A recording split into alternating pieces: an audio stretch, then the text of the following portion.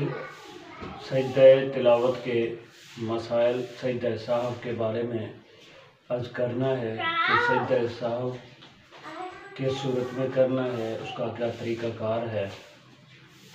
सजदे साहब जब उसके दो सबब हैं, तर्क वाजिब पर भी सजदा साहब करते हैं जब कोई वाजिब भूलने की वजह से रह जाए, और इसी तरह दूसरा सबब है फ़र्ज के अंदर ताख़ीर हो जाए तो फिर भी सजदा साहब करते हैं।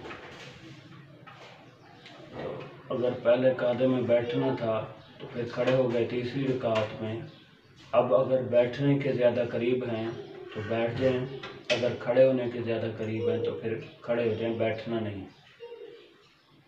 इसी तरीके से अगर कादा सानिया के अंदर दूसरा जो कादा है उसमें बैठना था, तहियात पर आप खड़े हो गए, तो अब पाँचवीं रकात में रुकू से पहले पहले या कम अज़ कम सजदे से पहले पहले वापस लौट सकते हैं। अगर सजदा कर लिया तो फिर छठी रकात को भी साथ मिलाएं और फिर आखिर में सजदा साफ कर लें। तो इस तरीके से 6 रकात नमाज नफिल हो जाएगी, फ़र्ज़ नहीं होगा। इसी तरीके से अगर आखिरी अत्तहियात में बैठे और फिर मुकम्मल पढ़ा और फिर भूलने की वजह से पाँचवीं रकात के लिए खड़े हो गए, तो अब पाँचवीं रकात के अंदर सजदे से पहले पहले वापस लौट सकते हैं। अगर पाँचवीं रकात का सजदा भी कर लिया है तो अब छठी को भी साथ मिलाएं और आखिर में सजदा साहव कर लें। तो इस तरीके से 4 फ़र्ज़ हो जाएंगे और 2 नफिल हो जाएंगे। और ये भी है कि अगर भूल गए, दोनों तरफ भी सलाम फेर दिया, अब सजदा साहब करना था तो अब दोनों तरफ सलाम फेर दिया है तो बग़ैर किसी के साथ कलाम किए अब सजदा साहब भी कर सकते हैं।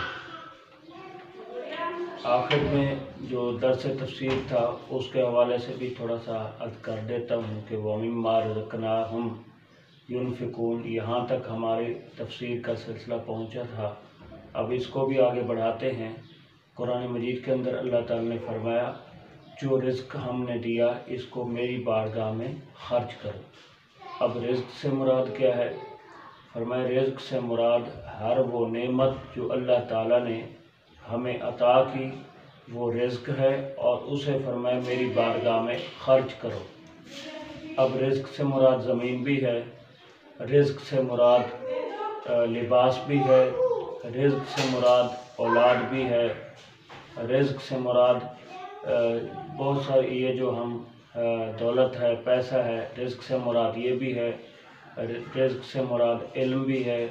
अगर ज़ाहिद है तो उनके पास जो ज़ुहद के उसूल हैं वो सिखाएं, जिनके पास इश्क़ रसूल की दौलत है वो उसके असबाब सिखाएं। ये सारा कुछ रिज़्क़ के अंदर मुराद है। इसी तरीके से औलाद है, उसको किस तरह अल्लाह ताला की बारगाह में खर्च करेंगे, उसका मतलब ये है कि अपनी औलाद को आलिम, हाफिज़, कारी और दीन का इल्म सिखाएं।